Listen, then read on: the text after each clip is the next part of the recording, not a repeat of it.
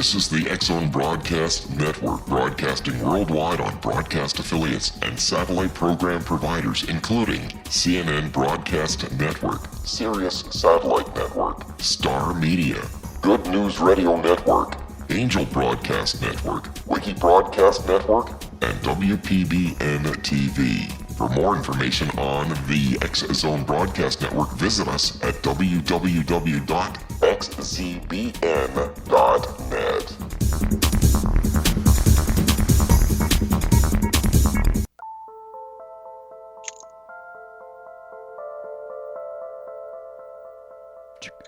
Good evening, everyone, and welcome back to Paranormal Stakeout. I'm your host, Larry Lawson, coming to you from the mothership of paranormal programming, the X-Zone Broadcast Network. Join me on our quest to bring guests and commentary to the show that'll challenge your views on the paranormal and worlds beyond our own. Tonight, folks, we want to welcome our guest. Many of you may know him, Mr. Rob Demarest. Rob is known around the world as the lead investigator on TV's Ghost Hunters International and Haunting Australia. Rob hails from Albany, New York, and is considered America's hardest working paranormal investigator. The evasive nature of paranormal investigation has fueled Rob's interest to become involved in the field at an early age. He found it fascinating, stating, "It's like reading a mystery that has the last page cut out." Best known as the lead investigator on the television documentary series Ghost Hunters International, but also the driving force behind recent hit Haunting Australia, Rob is a much sought-after guest on television and radio shows around the world for his straightforward approach, extensive knowledge, and experience investigating the paranormal. Rob has appeared on many successful television shows such as Seekers in Malaysia, Destination Truth, Ghost Hunters, Sunrise in Australia, and The Project, also in Australia. Rob has investigated the paranormal on 6 of the world's continents, conducting hundreds of investigations. He has created new equipment to aid in paranormal investigation and has been the voice of reason, calling out those who fake evidence. This has led Rob to having a strong standing in the paranormal community and a large legion of fans across the world. Rob hopes to push the boundaries of the current knowledge in the field, approaching the mysteries of the paranormal with his own brand of open-minded skepticism and his no-fear approach. Rob, it is a pleasure to have you on the show. Welcome, my friend. Oh, thank you very much. Larry, I was 100% with you until you got to the part about legions of fans. If you said 3 or 4 fans, I could have believed you. The legions? Rob, I don't have any legions of fans. Just reading what you wrote, old buddy. You know who wrote that, actually? That was written by one of my buddies from Haunting Australia, Alan Tiller. And I said, could we put millions and millions of fans? And he thought that was a little much, and we settled on legions of fans. Because a legion could be like 5 or 6. Yeah, it's a small legion. I get it. No problem. Anyway, so a mini legion. Yeah, I'm glad to be on. Anything, especially, fellow Floridian. We got to help each other out, because I was just reading on Facebook today someone saying that, Florida is the ultimate, the pinnacle of paranormal drama the world over. And I thought, you know what? If you gotta be, involved in something, you might as well be number one. So I don't know if we're going to get a medal or a trophy or what, but we are number one, baby. Number one with a bullet. The biggest paradrama state in the nation. I don't know if I like the sounds of that, Rob. But I prefer looking at us as one of the leaders in the field of paranormal work and discovery. That's the way I prefer to look at it. Listen, we were actually 46 in that, Larry. I just checked the standings. We were number 46 out of 50 in that area. But drama, we're number one. Okay, we'll keep working on it. All right. Well, so tell me, everybody knows you. A lot of people know you. Your time on TV, but what got you started in this? How did you begin your work in the paranormal field? Yeah, I started when I was around 7, 8, 9 years old. My mom would take my sister and I around to abandoned houses in our area. This was upstate New York. and a lot of people said they were haunted. But we'd go during the day, and it was just something to do. You go, this was before there was no trespassing signs everywhere. This was out in the sticks, and you could just go wander around these houses. And I thought, man, wouldn't it be crazy if you turned a corner and there was like this ghost standing right in front of you? So I always thought that was really interesting. I kept, as I learned to read, reading books about ghosts and Bigfoot and Loch Ness Monster, all that stuff. And so when I turned, I think it was 16, I did my first investigation in Connecticut, and now I've been going over 25 years. A lot of people say, like, wow, you really know quite a bit. No, I mean, I think that someone could start last year and probably know as much as I do. I think we put too much emphasis, a lot of us do, myself included at times. We always like to say, like, I've been doing this over 20 years. That doesn't really make me any better than somebody who's been doing it a year. I mean, you could, if Larry, you came to me and said, Rob, teach me how to ghost hunt, I've got 1 week. I guarantee I could have you up to the same speed as me pretty much in a week. We wouldn't have read all the same books, but you'd be able to do an EVP session and EMF sweep and all the basic stuff, right? We're going to talk a little later in the show about training and some things, and get your opinion and your views on all of that. Right now, we're going to get ready to go to our first break. So I want to have everybody stay with us. Rob Demarest, Ghost Hunters International. Stay tuned, and we'll see you back here in just a minute or two.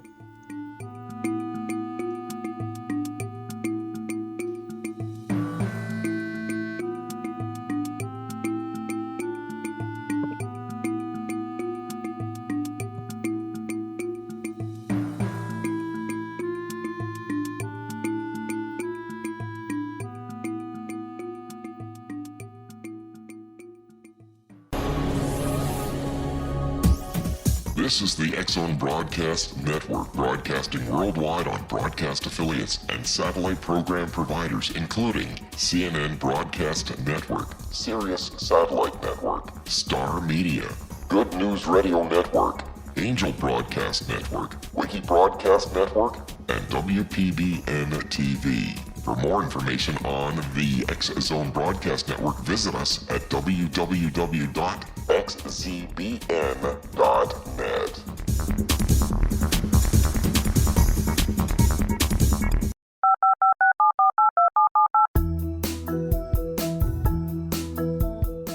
Did you know that when you're on the road with limited data or Wi-Fi, you can still listen to the X-Zone Radio Show with Rob McConnell, The Science of Magic with Gwilda Wiyaka, X-1, Dimension X, Space Patrol, and every minute of the X-Zone Broadcast Network by calling 213-401-0080, courtesy of Audio Now.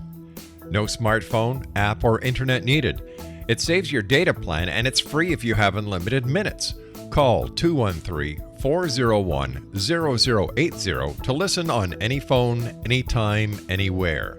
Remember 213-401-0080 for the best of the paranormal, parapsychology, and sci-fi radio programming anywhere, 24/7, 365.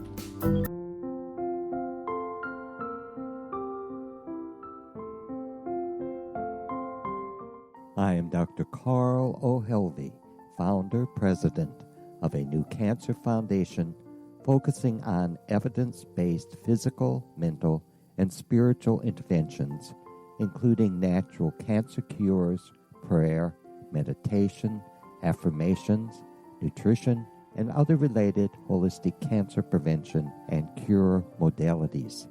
These are used in cancer education, research, and financing care. I ask for your help to continue this important work by donating at www.holisticcancerfoundation.com.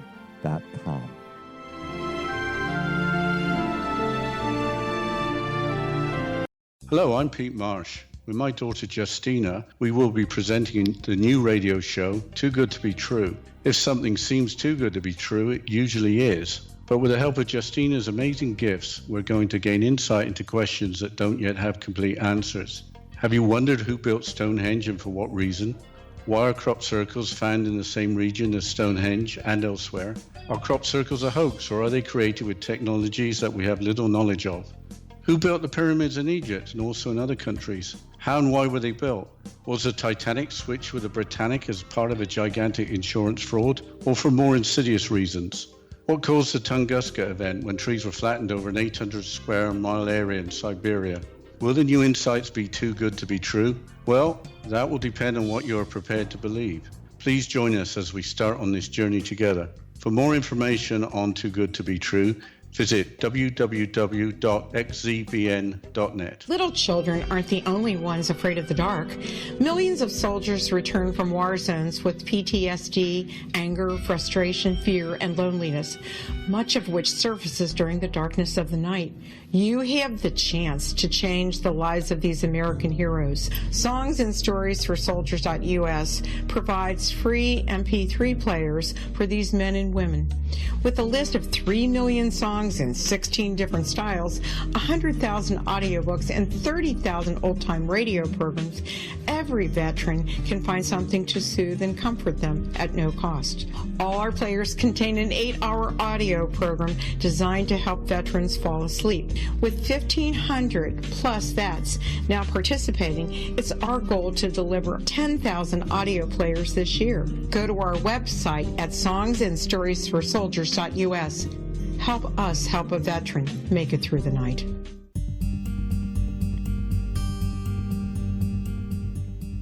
Welcome back, ladies and gentlemen, to Paranormal Stakeout. Larry Lawson here with our guest tonight, Rob Demarest from Ghost Hunters International. Rob, we got talking about training a couple seconds ago and how, you can get some people up online. When you got started in this business, obviously there wasn't any formal training or anything like that.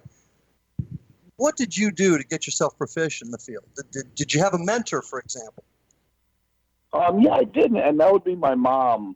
My mom was very knowledgeable, probably knows a lot more than I do even to this day about pretty much any paranormal topic, from psychics to Bigfoot to you name it. She's a wealth of knowledge.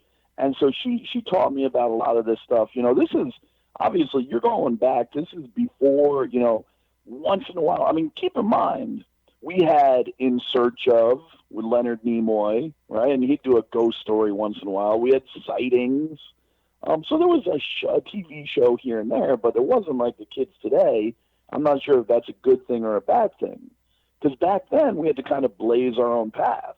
If that house is haunted, go figure it out, right? So you had a flashlight, and you went wandering around, and you start saying, I wonder what else we could use. Now, everyone watches TV and goes, okay, well, I'll go buy everything I see them use, and that's not necessarily a good thing. Mm-hmm. Yeah, it's not a good thing because how many people actually know how to use the equipment or understand the theories behind it? Well, not to mention that most of it's absolute junk. Like you said, and I know you wrote that entire thing about how wonderful I am at the beginning. I keep it honest. Uh-huh. Yeah, I did. Well, $30 and a new hat. But at the end of the day, most of the stuff that you see on TV is worthless, and that's the truth. And anybody who's really deep in this field will tell you the same thing. There's a couple things that we have that are old standbys, right? We have our video cameras that we can see in the dark, and we got our voice recorders. They're pretty good. And everything kind of beyond that, we can argue about. Some of this stuff now, it's what I call microwave ghost hunting. It'll give you results every time, no matter where you are. Doesn't matter if you're in your living room or Waverly Hills. It will give you results every single time. So how are you going to use that to provide quote unquote evidence? So a lot of these people that they're just getting started now, they're watching these shows and saying, oh, these are the items I need. But you wish that they wouldn't watch the shows and they'd come up with their own ideas. Think about it. What I did this. Give me an example. Oh, I'll give you an example. The SB11, these spinning radios. And let's get back to the beginning, because people took credit away from Frank Sumption, His name was Frank Assumption. He passed away, I believe, 2 years ago. He was from the West Coast. He came up with this idea that if you spun the radio dial, it could put voices together. Now, he actually believed these were aliens communicating with us, and he thought the idea of using them to talk to spirits was foolish. Now, we can debate all night, and believe me, I spent hours doing it, but the problem is this. Let's say, for the sake of argument, that you are speaking to a ghost through this radio.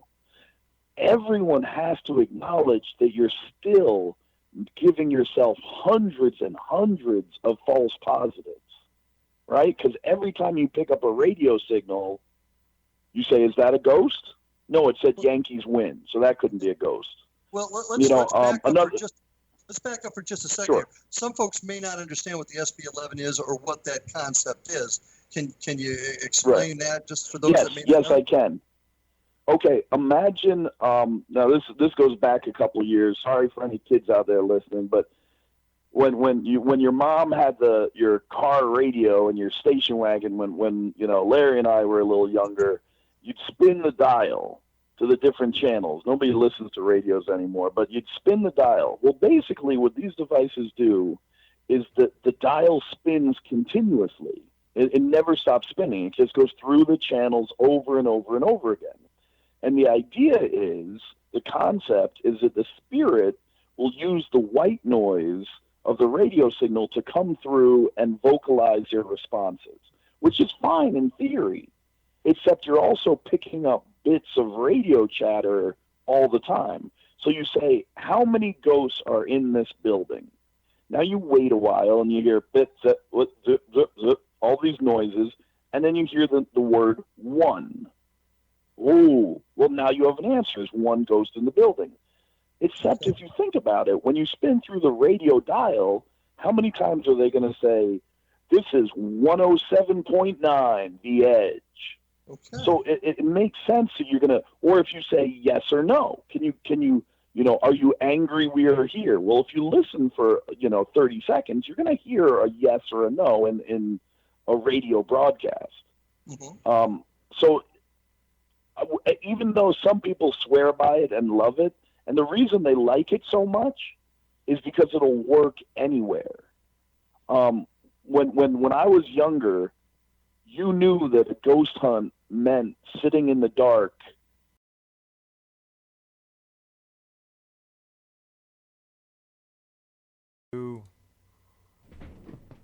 Sitting in the dark and hoping that you were going to get something. Most of the time you didn't. But now you got all these people who, if something doesn't happen in the first 5 minutes, they're ready to say, well, this place isn't haunted and go home. And that's just not the right way to do it. Well, it seems like society today, what's the instant gratification? And so what I'm hearing from you is equipment is set up to provide that instant gratification, that instant success, if you will. Absolutely, which would be fantastic if the stuff actually worked. But I don't believe it does. Okay, well, let me ask you this then.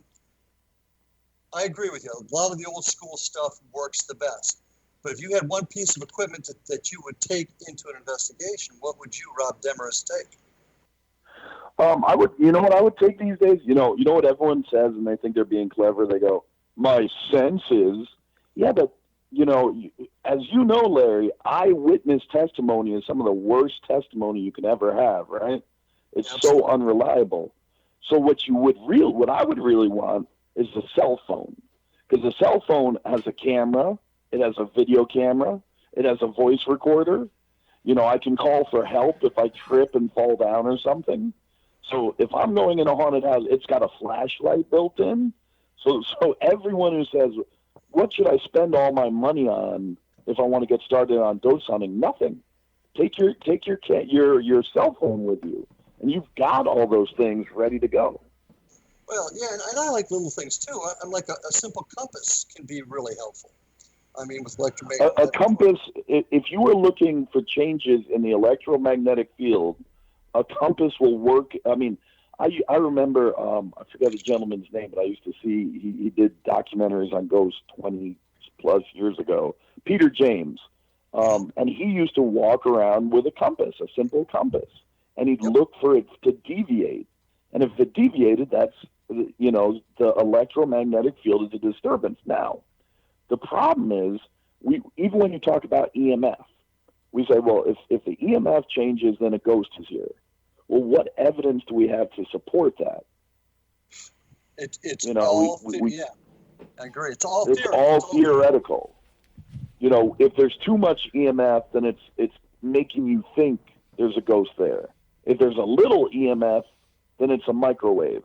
If there's a medium EMF, it's a ghost talking to you. Well, we gotta figure out one or the other here. You know, because we've been working with EMF for decades, and we're not getting much closer. Okay, I mean, people are using better devices to measure EMF, but I'm not sure it's helping us moving forward. Okay, then let me ask you this. I know that you have, and I certainly have had, experiences that we know cannot be explained. Mm-hmm. Take into consideration your statement, which I agree with on many levels. What do we need to do? I noticed in your bio it talks about you know, pushing the envelope forward in the field. What do we need to do? Where do we need to go to get the equipment that can prove these personal experiences? If you've heard my show in the past, one of the things I really stress on is getting evidence, collecting evidence, preserving the evidence, and being able to present it to a court.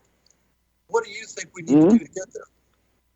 I'm going to tell you where the key is which step. You said preserving the evidence, right? Now, you know, I've taken my you know, law courses here and there, so I know about the chain of evidence and how it has to be passed, and, you know, I have it for my security licenses as well. So what do you need? You need a piece of equipment that data logs, that it tells you that at 9:05 and 43 seconds, there was an EMF spike. Now we take that information and we say, well, that's in you know, the staying with our law metaphor here, that's interesting. It's circumstantial. The EMF spike could have been a ping from a cell phone tower. Did anything else happen right at that moment? Well, now we check all our other data logs. Wait a second. The ion count went up at that exact, within 5 seconds of that. And the two shouldn't be related. Now we have a correlation. Now we're building a case. Thank you. Okay. There's actually a neat piece of equipment out there, not to plug anybody on purpose, but the EDI geophone. Have you seen it with the? Yes. I love that piece of equipment because it does all that: barometric pressure, vibration, EMF, the whole bit, and it records it and logs it. I love that piece of equipment. Now there was one a couple of years ago. The gentleman who made it stopped making it for an unknown reason, and he vanished. And it was called the Dark Matter X, or DMX for short, not to be confused with the rapper. But what this thing did is it measured all different kinds of EMF. It measured barometric pressure. It measured temperature. It also kept a voice recording going, and it would do all this while data logging to a SD card. And it would run 11 hours on one charge and measure like 9 of these things at the same time. Yeah. We need to get back to, and I can tell you what the problem is. Things like that are not inexpensive. True. And so people say, yeah, but I saw on one of these shows where it shows the outline of the ghost, and the ghost is like moving its arms, you know, and it's an Xbox thing. That's silly. You're taking a piece of equipment that is designed to look for straight lines that resemble the human form, and it'll make it out of almost anything. And it'll move because it's not really a human body that it's looking at, so it's trying to create the human body. You know, that's my personal opinion.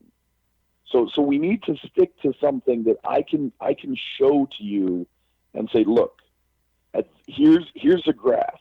Now you can go in the same building that I did, use the same equipment, and come back to me and say, hey, Rob, you know what? I got at 9:34, I got that same EMF hit. You know what I'm thinking?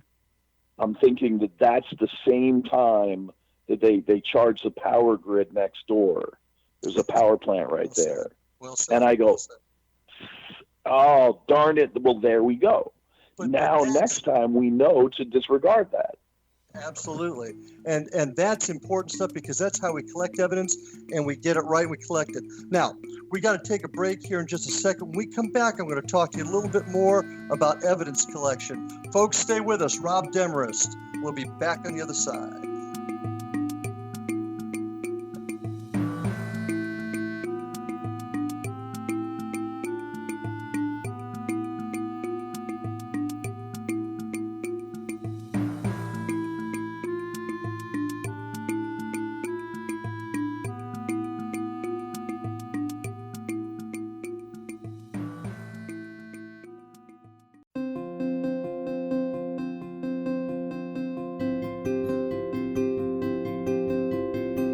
Dreams are our personal gateways into infinite wisdom. Don't miss shamanic counselor and indigenously trained dream decoder Sandra Corcoran's inspiring book, Shamanic Awakening Between the Dark and the Daylight.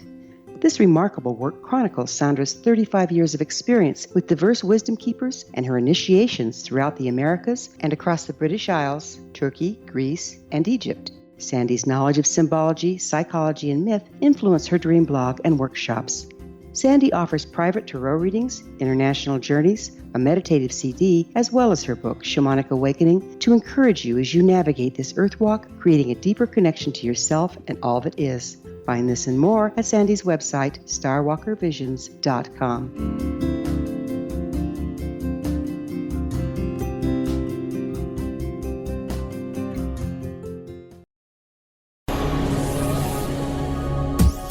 This is the X-Zone Broadcast Network, broadcasting worldwide on broadcast affiliates and satellite program providers, including CNN Broadcast Network, Sirius Satellite Network, Star Media, Good News Radio Network, Angel Broadcast Network, Wiki Broadcast Network, and WPBN TV. For more information on the X-Zone Broadcast Network, visit us at www.xzbn.net.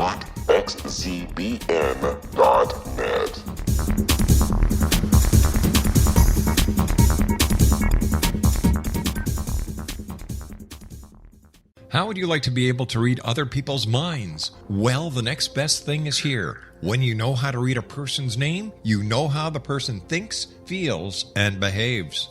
Each letter in our name holds a key to unlock our true essence. Our name contains both our gifts and challenges in this lifetime.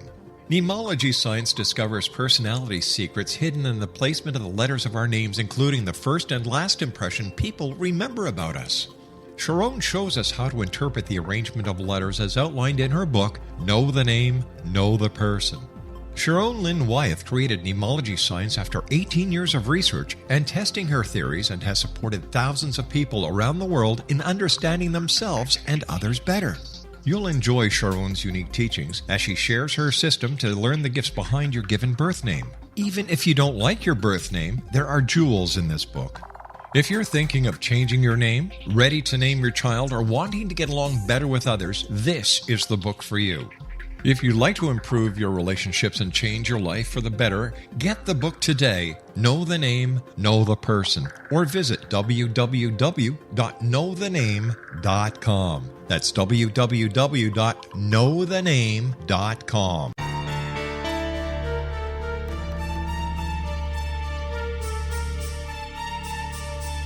Hello, I'm Justina Marsh, and with my dad Pete, we are going to present a new show called Too Good to Be True. Together, we are aiming to discover more truths about this world and beyond. Do you have unanswered questions about the world? Do you ever wonder about aliens, conspiracy theories, or the universe? There are many shows discussing subjects such as pyramids or UFOs, but we want to relay this information based on our own research, including from spiritual means. Hopefully, listeners will be helped with their own beliefs and will appreciate the psychic insights that add to the previous research and information. We both look forward to sharing this insight and beginning this journey with our listeners. Visit xzbn.net for more information about when to listen.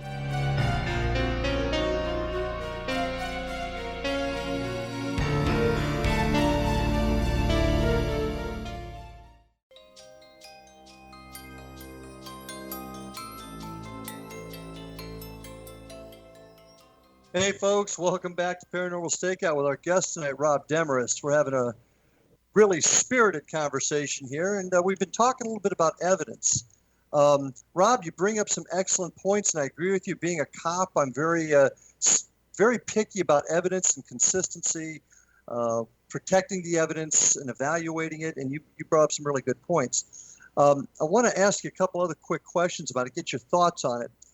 Central repository for evidence. I go into a building, I'm using the EDI, and we're able to chart a bunch of evidence. Then you take your EDI and you chart a bunch of evidence, and we both get something.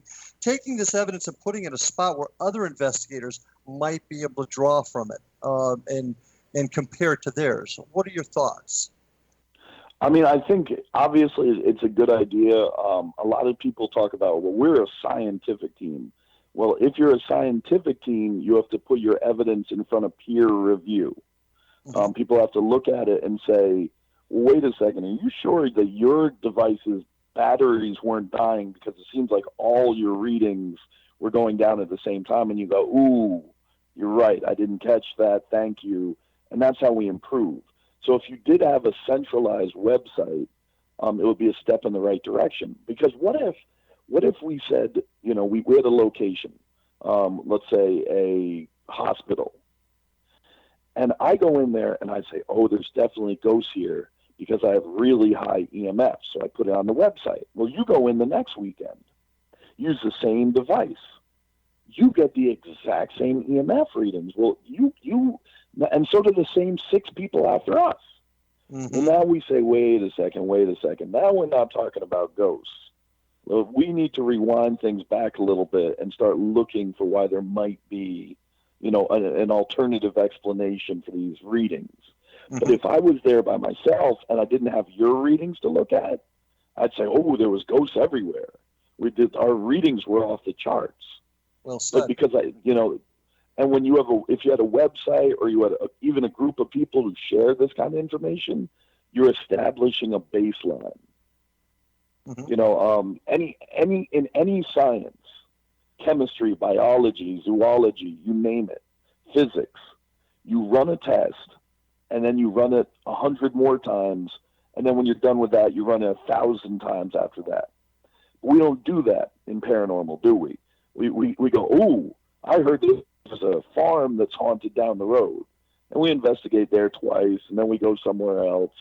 Because let's face it, we are kind of, we do want a little adventure in our lives. We are looking for some fun too. Sure. If it was the most miserable job in the world, we wouldn't do it. Because as we know, we're not getting paid to do it. We're doing this on our free time. So the part of the problem we're facing is, and what you suggested would be a potential solution. And you could go on the website. One of the other things is that there's locations that, and there's a huge debate. I don't want to get too far off topic, but there's a huge debate if I have permission to investigate a building, should I let every other paranormal team come in? And well, you could say, well, yes, you should. Then you get more and more evidence. Well, except that then also, if I know a team is well known for making a mess, drinking alcohol while they're investigating, yes. Now the people who used to let me in don't want to let me in anymore. Well, so there's a big question there. Well, I'm going to tell you something, and I've talked about it several times in the show in the past. I'm very, very fortunate, blessed, if you will, to be in a city that is open and is basically allowing me to turn the city of Fellsmere into a laboratory of sorts. So, and that's one reason why I'm able to get other folks in. Of course, I've got to monitor it really carefully so we don't run into problems. But I'm fortunate to be in the city of Fellsmere and have them work with me so closely. And I'm hoping that other folks can be fortunate, or will be fortunate enough to have towns or facilities that will also allow it. But it also comes with great responsibility on our end. I totally agree with you to make sure we are we're genuine to our hosts, if you will. Right. So well, you also as a member of law enforcement, you go in with a certain level of responsibility above the average citizen. Luckily, I have one of my neighbors. He lives about a half a mile down from me. Is also in law enforcement and paranormal investigator.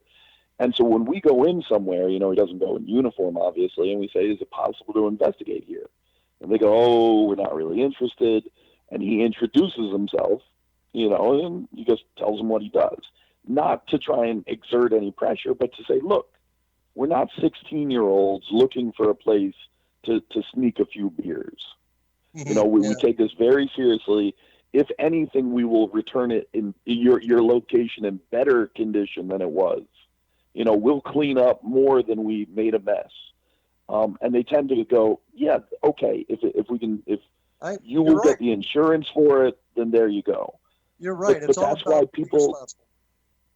Well, but people need to realize, if you go into these places wearing all black and looking like you haven't slept in 3 days, and say, hey, I'm like a total ghost hunter, you're probably going to get a no. Nobody's letting you in. And I wouldn't let you in either. If you came knocking on the door of my house like that, I wouldn't let you inside. And so for one, I don't judge people's fashion choices. That's their life. But go for that one day, go put on a collared shirt, press your pants a little bit, put your nicer shoes on. I agree with you. I am old school, Rob, and I totally agree with you. It's about presentation. It's about making people feel comfortable with your level of responsibility and desire to do the job right. So I'm with you. And it's how you talk to them as well. They say, well, what do you want to do? And you say, well, what we do is we use several various pieces of equipment in order to try and find evidence of anomalies, strange occurrences within the building, and then see if we can find alternative explanations other than spirits. And if we're left with no other explanations, then we can really examine that evidence thoroughly, and we'd be happy to share it with you. And they say, wow, that sounds terrific. Another thing you can do, if they say, well, we don't want kids coming here and trashing the place because they saw your evidence on Facebook, you say, we would be happy to do a non-disclosure agreement, or NDA, where we sign a legal form stating that we will not divulge the address, location, type of business. We can use the evidence, but we can't tell you where we were when we caught it. Yeah. And people will say, well, that seems fair. You have to remember, when you're going to these places, it's all about the motivation. And if you come in and you're very nice and very businesslike, they may say yes, they may say no. If you say, and let's be honest, money talks. If they say, well, we've got a night security guard. You say, well, we'd be happy to pay the security guard for that night. Okay, that seems fair.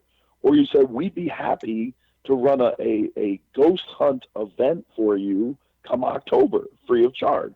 And all the proceeds go to your organization. Now they see a benefit. So it's all about finding the needs. Because people ask me a lot, well, how do you find a new location? You ask. The dumbest thing I hate when you see these news articles that they say ghost hunters get caught breaking into. They weren't ghost hunters.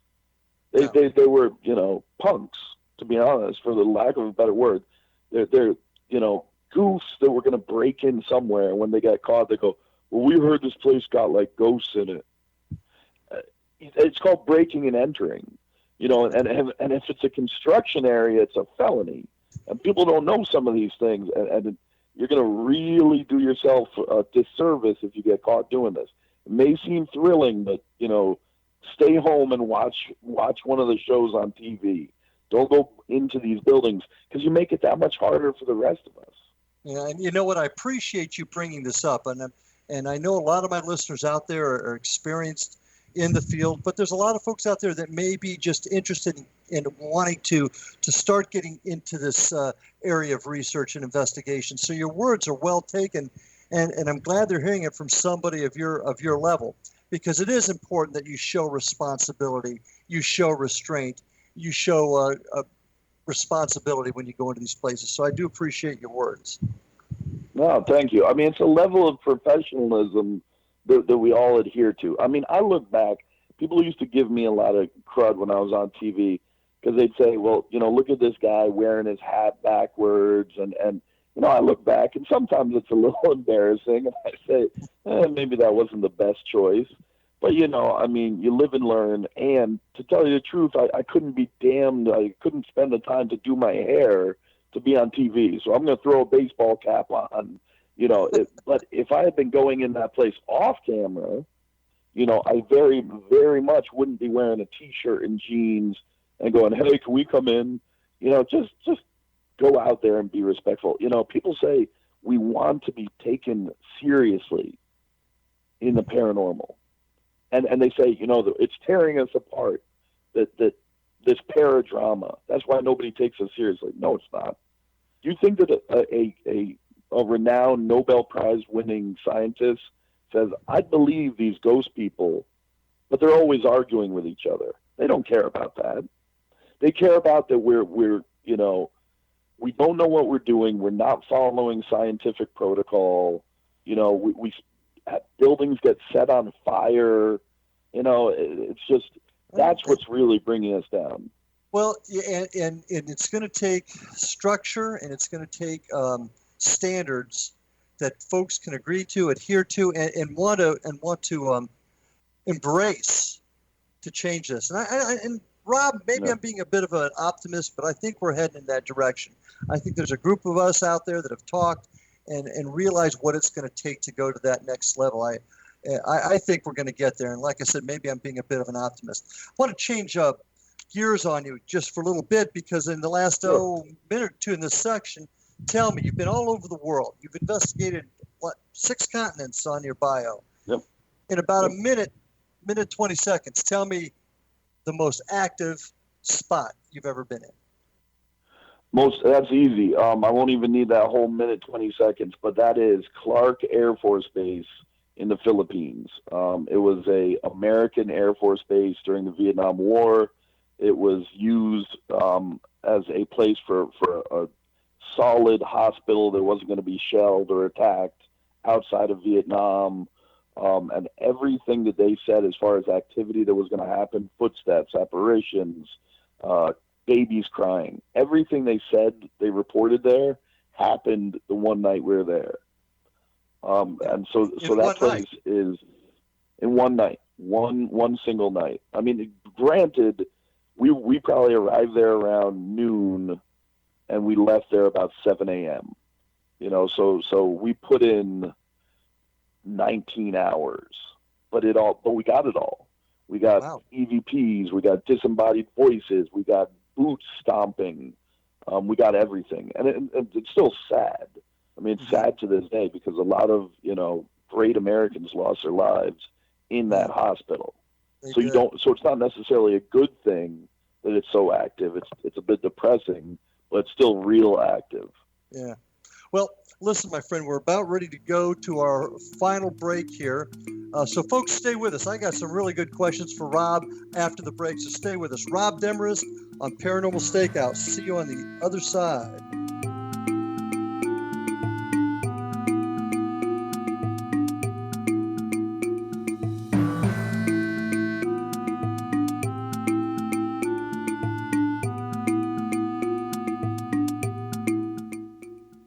Hi everyone, Rob McConnell here, and I wanted to spend a moment on internet streaming. Everybody has heard about internet streaming, but not many know much about it. Did you know the internet streams just about everything? Movies. From new releases to old classics. TV shows. Almost every show, every episode, and much more. But the question has always been, how do you do it? Well now, thanks to the folks at 123 Ready TV, I have the answer for you. They have developed a simple program app, 123 Ready TV, that you install on your Windows PC, Android smartphone, or Android tablet that can have you streaming like a pro in less than 5 minutes. You truly won't believe how much is available or how easy it is to do until you try. And for a one-time cost of only $19.99, this product is a real winner. To learn more about 123 Ready TV, visit our website at www.xzbn.net.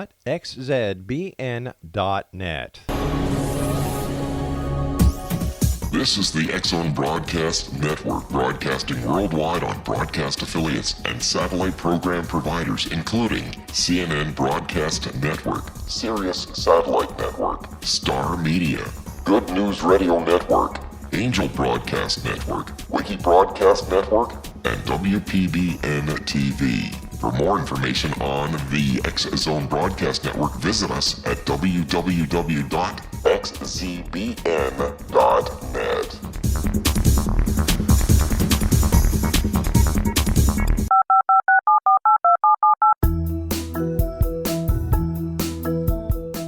Did you know that when you're on the road with limited data or Wi-Fi, you can still listen to the X-Zone Radio Show with Rob McConnell, The Science of Magic with Gwilda Wiyaka, X-1, Dimension X, Space Patrol, and every minute of the X-Zone Broadcast Network by calling 213-401-0080, courtesy of Audio Now. No smartphone, app, or internet needed. It saves your data plan and it's free if you have unlimited minutes. Call 213-401-0080 to listen on any phone, anytime, anywhere. Remember 213-401-0080 for the best of the paranormal, parapsychology, and sci-fi radio programming anywhere, 24/7, 365.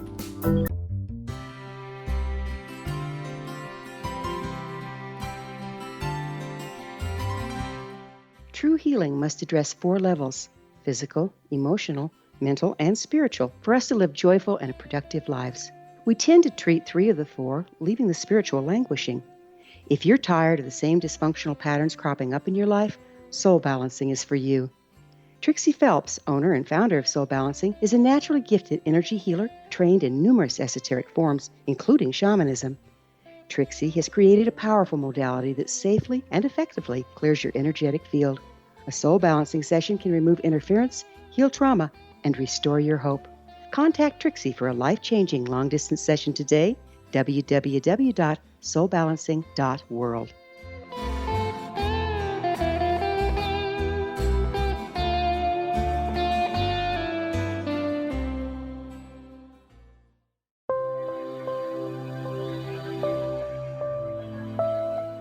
There's a legend shared by many indigenous cultures of a time when the nations were cast to the 4 corners of the world.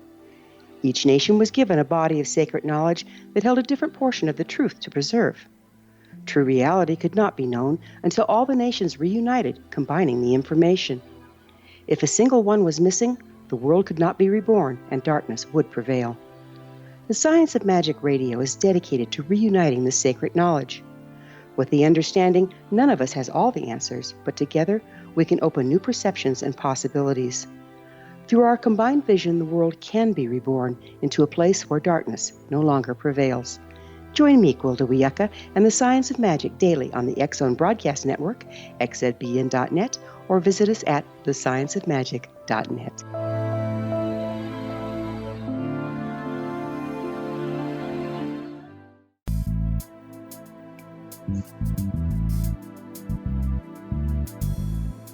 And welcome back to Paranormal Stakeout, our last segment tonight. Man, this hour has gone quick. Our guest tonight's Rob Demarest. You can get a hold of Rob at rdemarest38@gmail.com. I encourage you to go back and watch tapings of his old shows, Coast Hunters International. I'd also like to invite all of you to check out all of your favorite X-Zone programs by checking the schedule at www.xzbn.net, where you'll see all of the terrific X-Zone Broadcast Network programs. And please don't forget to visit me at www.paranormalstakeout.com or my team's website at www.paranormalfbi.com. And you can also reach me at ghostguy59@gmail.com. Hour's gone fast, Rob. It always does. It always does. Once you get me going, you can't shut me up. Well, there's so many other things I'd like to talk to you about. We got a lot of common goals in this field, but I want to talk to you a little bit about television. You spent a lot of time on that TV. I hear what you're saying about equipment and whatnot. Now I want to hear about your life as a television paranormal investigator. Yeah, you know, I always tell people there's three different types of investigations. There's the investigation with you and your team. There's the investigation where you bring the public in, and there's an investigation when you're making a TV show. And each one is totally different.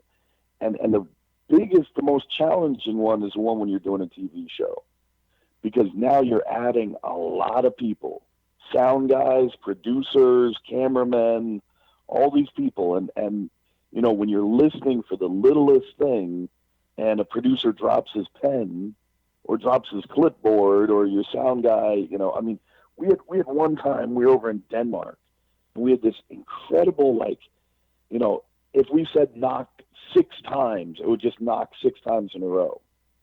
I mean, like over and over again. We're going, this is crazy. And I look over and I see my camera guy changing the tape in his camera. I said, son of a... And we missed it. And then, you know, one of the great things that, you know, I'm sure he's not listening to the show, but my camera guy especially, he and I had a deal that if there was a noise and it was him, he'd hold his hand up. So I didn't have to break the what was going on to say, oh, that was my camera guy, everybody. So I'd just say, no, I guess it was nothing, or the floor creaking or whatever, so I could keep investigating. But I was lucky enough when I did TV that I had the best camera guy and the best sound person, who actually got married, which is pretty ironic. So he and she are now off back in Los Angeles doing their thing. But they were, you know, like 2 church mice. They were just silent, and it made investigating so much easier. You know, not having to worry about them making noise or bumping into things. You know, I tried to make the TV investigation as close as I could to an investigation as if we were just doing it with our team. There was no camera crew there. And it is really difficult, especially too, keep in mind, they're using a lot of electronics. So if you're looking for EMF and they're using walkie-talkies, you're going to get some false positives. So you got to be really careful. That's why we avoided some of the more common EMF meters, because, you know, your microphone pack, you are sending a wireless signal from your microphone to the camera, to the audio pack, and then to the camera. So all these things, you're changing the EMF levels just from the equipment. So you have to really keep an eye on that, because I never want to be the guy. Say then. No, I would just, you know, it's got to be difficult to work in that environment, to do the work that you want to do, you're used to doing, and doing it in an environment where people are doing all that around you. There's no question that's got to be tough. But Rob, there's a lot of talk out there that much of what we see on TV is either exaggerated or faked. Yes, it is. It is? Absolutely. Okay. Was it faked on your show? There's no secret about that. I didn't fake anything. As I've always said, I put it on my life. I put it on my kids. Nothing that you ever saw of me on television during an investigation, evidence-wise, was faked, staged, to the best of my knowledge. But I have a unique vantage point having been on television, so I can watch other shows and see things that the average viewer might miss, and notice things that the average viewer wouldn't be aware of. A lot of people don't know what a wild line is, and there's different terms for it in the TV world, but basically it's something that you say into a microphone maybe weeks later while they're editing the show to make it make sense. So in one scene, Larry, you and I are in the basement, and the next time they join up with us, we're in the attic. Well, so they might have you do a wild line a month later talking to a mic and go, Rob, I think we should head up to the attic. And then when you watch it on the show, they show your back walking away, and they have your voice say, Rob, I think we should head to the attic. So I know I know where the little tricks are and the little things. And I also know that, you know, you watch a lot of these shows now, and they have 100% success records. Every place they have been has had tremendous activity. And that's just not real to me. I've done too many investigations where nothing happened. Absolutely. I always say it's paranormal investigations, ghost hunting's like fishing. Sometimes they're biting, sometimes Yes. they're not. You just Absolutely. can't have them act on cue. But so you're saying that the shows, the percentage of shows out there, how many of them have either exaggerated or flat out faked evidence, in your opinion? Almost all, in my opinion, almost all of them. Okay. How about your show? I mean, Ghost Hunters International, we never faked anything. Now, there's a difference. Let's talk about, say, Haunting Australia when I did that show. Okay. When we were driving to the location, you know, they'd have someone tell us about it, right? This school is 150 years old, and we're all nodding our heads. We already knew all that stuff. They handed us a packet of paper that told us the history of the place before we even got there, right?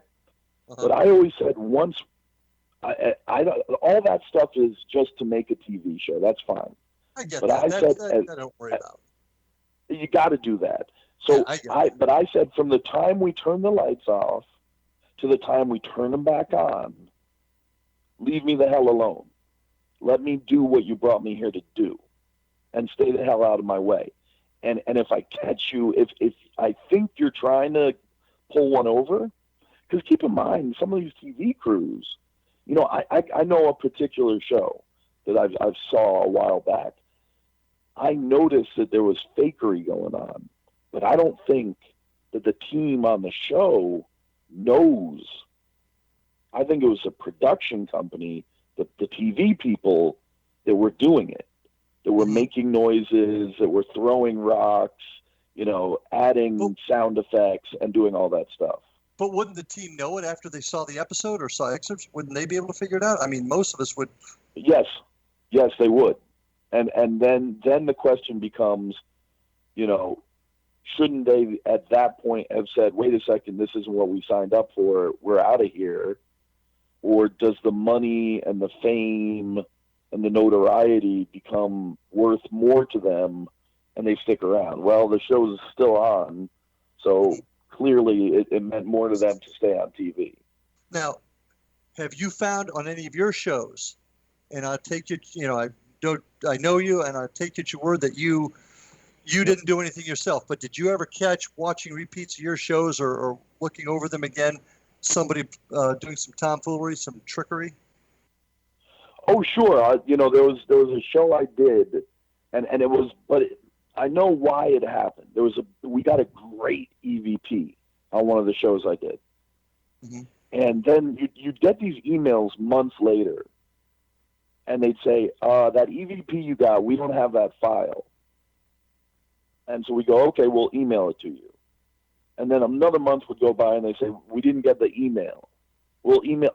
So you get all this confusion, right? And then I watch the episode, and they play the EVP, quote unquote EVP, and it sure as hell wasn't what we caught. They couldn't find the original tape of the EVP we captured, so they added something in. I was watching another show that I did, and you'll see me saying, I hear footsteps. Now, as you watch the show, you're going to hear boom, boom, boom. You did not hear. I listened myself to the audio, and I was using a high-end voice recorder. So I guarantee there was no sound of, when I listened to the tape, you couldn't hear footsteps. So they added that in post to give it more atmosphere. What did you do about that? Well, that was the show only lasted one season, so there wasn't much to do about it one way or another. Gotcha. You know, so they didn't really care what I thought. But I knew something was up because I was supposed to be present during post-production, where you cut and edit the show together, and suddenly they said, well, we're pretty much done. I said, what do you mean you're done? We've already edited it. And I thought, well, that's really strange. And then I knew why. Because they look, it's not a TV producer's job to be honest, to you know, maintain credibility. They just want to make a good show. Yeah, it's your job to be honest and to remain credible as best you can. Well, and that's unfortunately, we're coming to the end of our show, and that's a great way to end it. And I appreciate your comments. I appreciate your honesty. Ladies and gentlemen, Rob Demarest, former lead investigator, Ghost Hunters International. I want to thank you for being on the show tonight. I want to thank all of you folks for listening. We're going to look forward to seeing you on the next episode of Paranormal Stakeout, folks. Signing off, and I'll see you on the other side. Good night.